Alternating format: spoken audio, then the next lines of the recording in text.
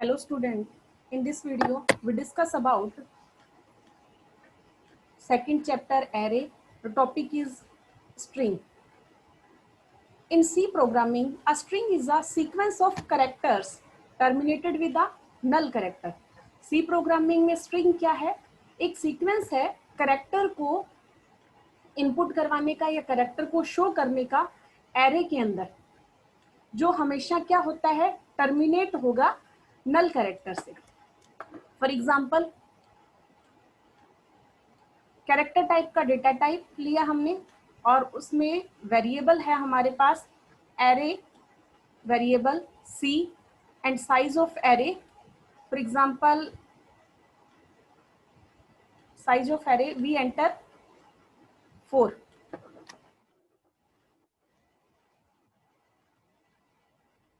And in this array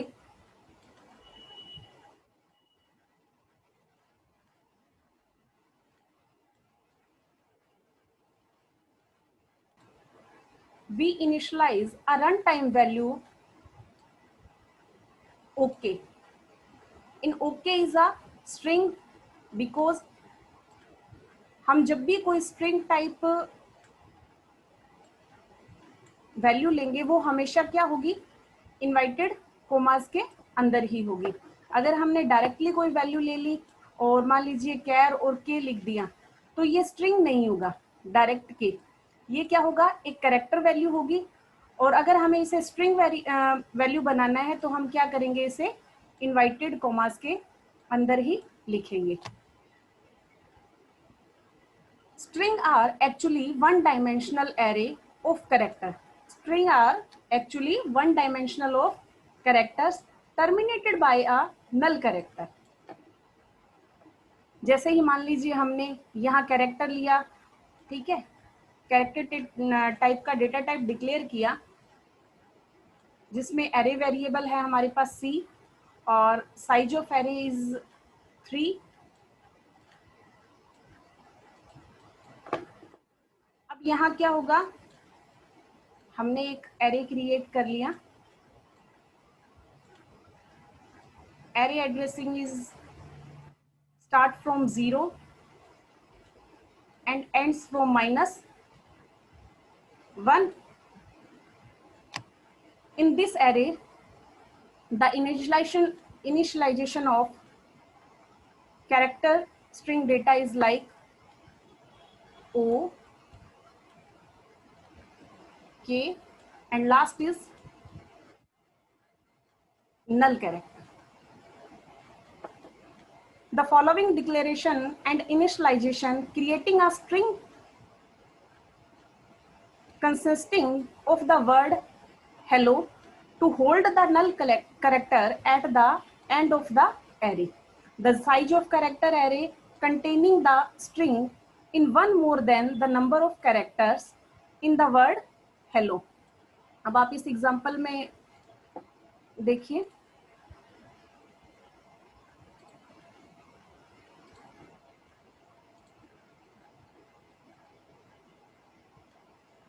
हमने यहाँ एक कैरेक्टर टाइप का डेटा टाइप डिक्लेयर किया जिसमें हमने एरे वेरिएबल डिक्लेयर किया है greeting and size of array variable is 6.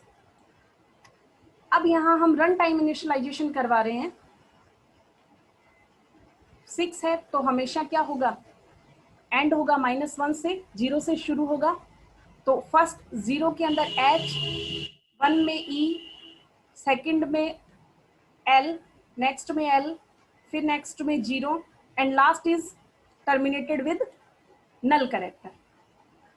If you follow the rule of array initialization, then you can write the above statement. अगर हम array initialization की बात करते हैं तो array initialization हमेशा कैसे होगा, कैरेक्टर टाइप का डेटा टाइप डिक्लेयर किया, ग्रीटिंग नाम से हमने एक एरे वेरिएबल बनाया जिसमें हम क्या शो करवा रहे हैं, हेलो वर्ड. अब ये क्या हो गई, स्ट्रिंग हो गई. ये पूरा एक वर्ड बन गया. जब भी हम पर्टिकुलर एक वर्ड लेंगे वो किस में होगा, अगर हमें उसे पर्टिकुलर वर्ड ही शो करना है तो उसे किस में लेना पड़ेगा, स्ट्रिंग कैरेक्टर में, जैसे डबल इन्वाइटेड कोमास लगा के. अगर हम ये डबल इन्वर्टेड कोमा नहीं लगाते और डायरेक्ट हेलो लिख देते हैं तो ये हमेशा क्या कहलाएगा, एक कैरेक्टर वैल्यूज कहलाएगी जो हमेशा सेपरेटली ही काउंट होगी। एच अलग से काउंट होगा, ई अलग से काउंट होगा, एच एल अलग से काउंट होगा, फिर एल अलग से काउंट होगा और ओ अलग से काउंट होगा। अगर इसे हम स्ट्रिंग के अंदर शो करवाना चाह रहे हैं तो हमें किसका यूज करना पड़ेगा, डबल इन्वाइटेड कोमास का। Actually you do not place the null character at the end of a string constant. The C compiler automatically place the null character at the end of the string when the initialization of array. It means हम कभी भी खुद array की structure के अंदर null character को नहीं show करवाते। जैसे हमने ये लिख दिया और यहाँ लास्ट में हमने क्या किया, नल कैरेक्टर को शो करवाया है। तो कभी भी हम यहाँ खुद से अपने आप से नल कैरेक्टर को इनपुट नहीं करवाते। जैसे ही प्रोग्राम हमारा रन होगा तो वो अपने आप ही क्या करेगा, एंड वैल्यू पे नल कैरेक्टर को इंसर्ट करवाएगा।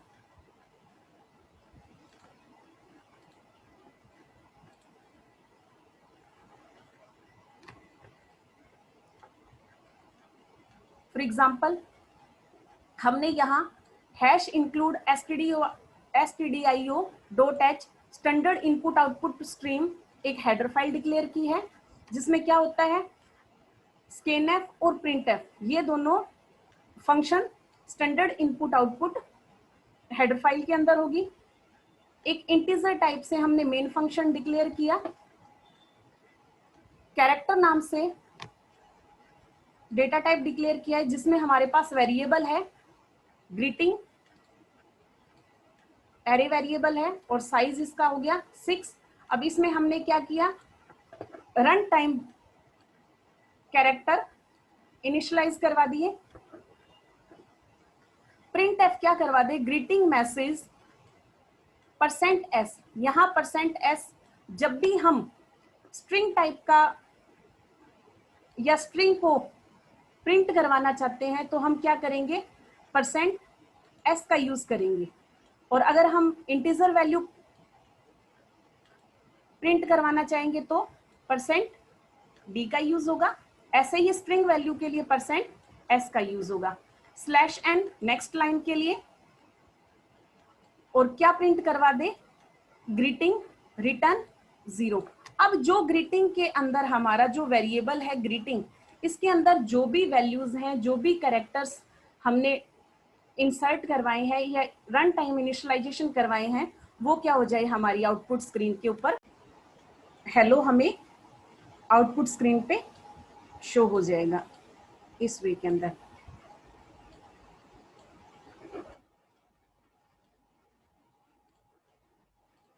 नेक्स्ट देखिए,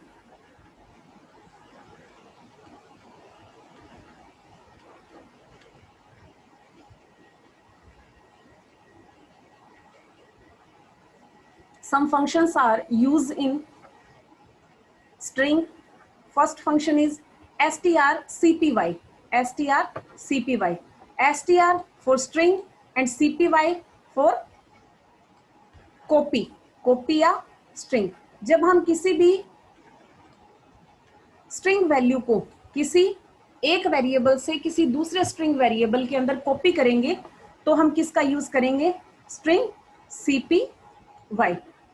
copy string s2 into string s1 means s2 की जो भी वैल्यूज है इसकी वैल्यूज को s1 के अंदर अगर हमें कॉपी करना है तो हम किसका यूज करेंगे, स्ट्रिंग cpy का। कॉपिंग वन स्ट्रिंग इनटू अनदर, एक स्ट्रिंग का डेटा अनदर स्ट्रिंग में कॉपी करने के लिए किसका यूज होगा, strcpy का। str cat concatenates string s2 onto the end of string s1 means concatenates means है combining, अगर हमें किसी भी एक स्ट्रिंग का डेटा अनदर स्ट्रिंग के अंदर क्या करना है, कंबाइन करना है या उसे जोड़ना है, तो हम क्या करेंगे, str cat स्ट्रिंग फंक्शन का यूज करेंगे, जिसमें क्या होगा, s2 का जो भी डेटा होगा वो किसके अंदर, s2 on to the end of string s1, s1 के एंड में कंबाइन हो जाएगा या जोड़ दिया जाएगा। Third function is str len। इस फंक्शन का यूज हमेशा स्ट्रिंग डेटा है उसकी लेंथ को कैलकुलेट करने के लिए यूज होगा। Return the length of string s1। मान लीजिए हमारे पास यहाँ इस फंक्शन के अंदर कौन सा वेरिएबल डिक्लेयर किया हुआ है, स्ट्रिंग s1 या s1 वेरिएबल हमने डाला है। s1 वेरिएबल के अंदर जो भी वैल्यू होगी या जो भी डेटा होगा, मान लीजिए इसमें मैंने नेम एंटर करवा रखा है s वेरिएबल के अंदर। अब इस s वेरिएबल की जितनी भी लेंथ है, इसके अंदर जो भी डेटा इंसर्ट करवाया हुआ उसकी टोटल लेंथ काउंट करके शो करवा देगा। इसमें 1 2 3 4 एंड 5। तो strlen फंक्शन क्या करेगा, इस वेरिएबल की टोटल जो लेंथ बनेगी उसको क्या कर देगा, 5 को प्रिंट करवा देगा। Return the length of string s1। s1 की जो भी लेंथ काउंट होगी उसको काउंट करके प्रिंट करवा देगा। And next function is strcmp। strcmp str सभी में लगेगा क्योंकि हम यहाँ क्या कर रहे हैं, स्ट्रिंग फंक्शन का यूज कर रहे हैं। और cmp means comparing, it is used to compare two string, it is used to compare two strings means s1 is compared by s2, s1 और s2 इन दोनों का क्या होगा, कंपैरिजन होगा। For example return 0 if s1 and s2 are the same. क्या करवा दें यहाँ, हमें रिटर्न क्या करवाए, 0 अगर कंडीशन क्या हो, s1 और s2 इक्वल हो या सेम हो। And second condition is less than 0 if s1 less than s2। अगर s1 लेस देन है s2 से तो क्या करवा दे, 0 को रिटर्न करवा दे। ग्रेटर देन 0 कब रिटर्न करवाए, जब s then greater than s2 हो। Next function is strchr, return a pointer to the first occurrence of character ch in string s1। अब strchr फंक्शन का यूज होगा सब स्ट्रिंग फाइंड आउट करने के लिए। मान लीजिए हमारे पास कोई कैरेक्टर स्ट्रिंग है और उसमें हमने एक पूरी वैल्यू, मान लीजिए हमने एंटर यहाँ किया है, my name is XYZ।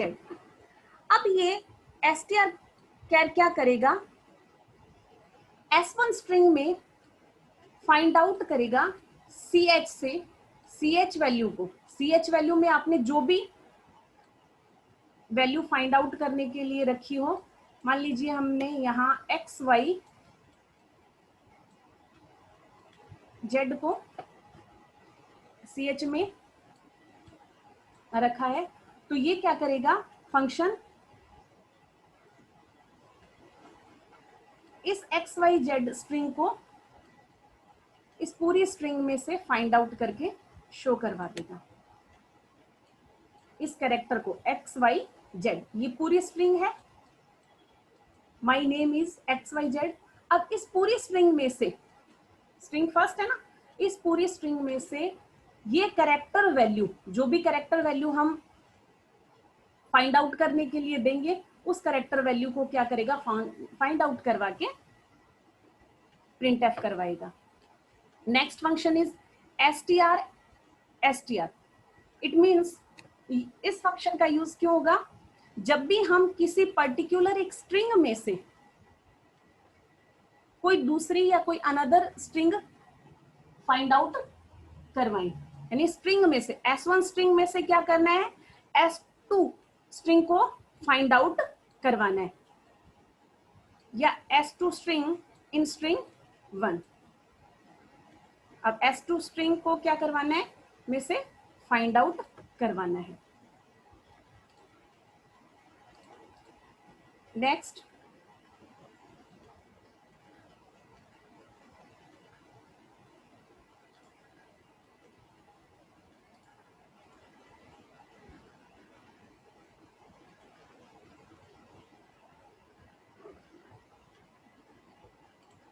For example hash include stdio.h standard input output function. जो भी input output function standard input output function होंगे वो किस हेडर फाइल में मिलेंगे हमें, stdio.h। और अगर हम स्ट्रिंग फंक्शंस का यूज कर रहे हैं तो हेडर फाइल कौन सी डिक्लेयर करवाएंगे, string string.h। इसमें हमने क्या किया, इन मेन फंक्शन बनाया, हमने इंटीजर नाम से कैरेक्टर नाम का डेटा टाइप डिक्लेयर किया। यहां हमने फंक्शन यूज किए हैं 3। First function is str first, जिसका साइज कितना है 12, और उसके अंदर हमने वर्ड इनिशियलाइज करवा दिया या एंटर करवा दिया hello. Next, data type declare किया कैरेक्टर, एरे का नाम हो गया str2, इसका साइज भी हमने 12 डाला, और इसके अंदर वर्ड क्या इनिशियलाइज करवाया, वर्ड। नेक्स्ट,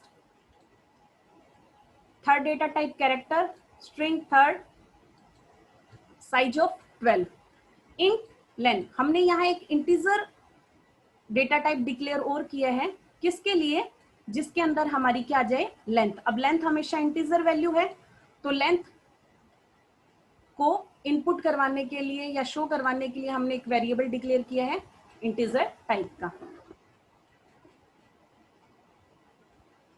strcpy फंक्शन का यूज क्यों होगा, कॉपी करने के लिए।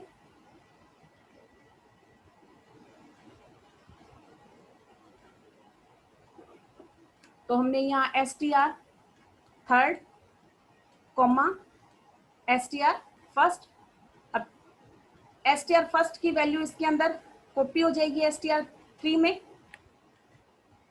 तो प्रिंट एफ क्या करवा दे, strcpy str third comma str first, %s वो स्ट्रिंग वैल्यू के लिए, /n नेक्स्ट के लिए, और क्या इनपुट करवा दे, हमें क्या शो करवा दे आउटपुट स्क्रीन पे, str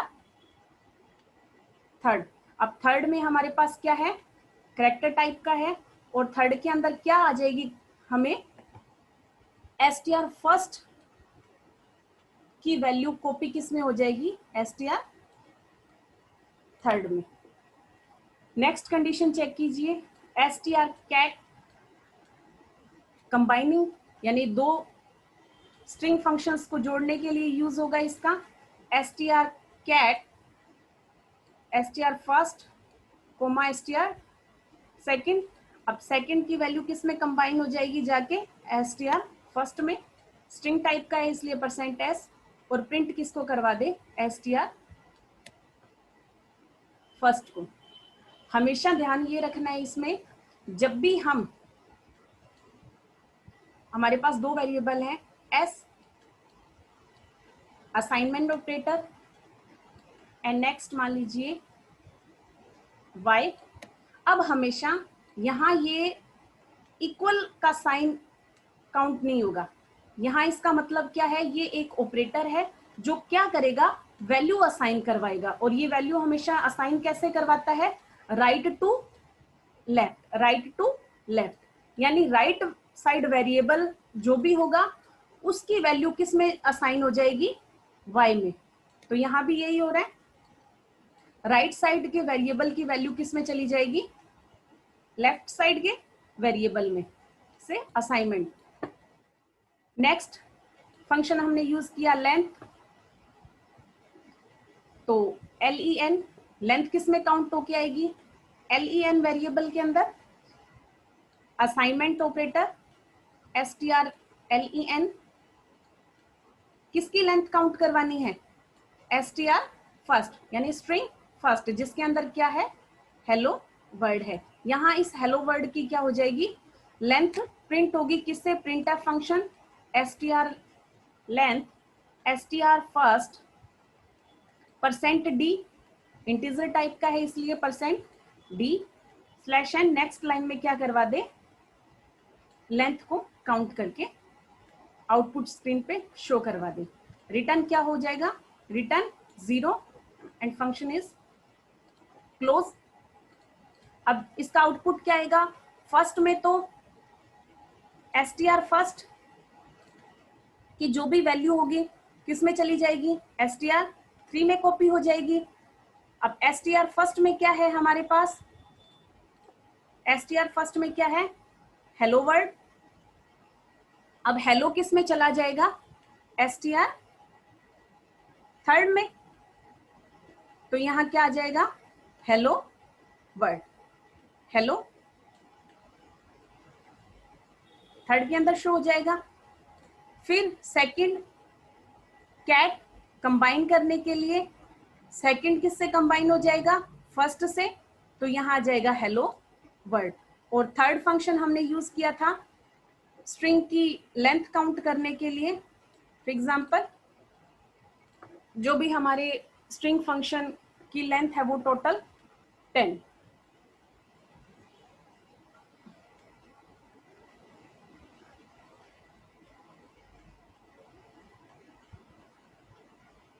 इस हेलो वर्ड की लेंथ काउंट होके यहाँ आ जाएगी 10।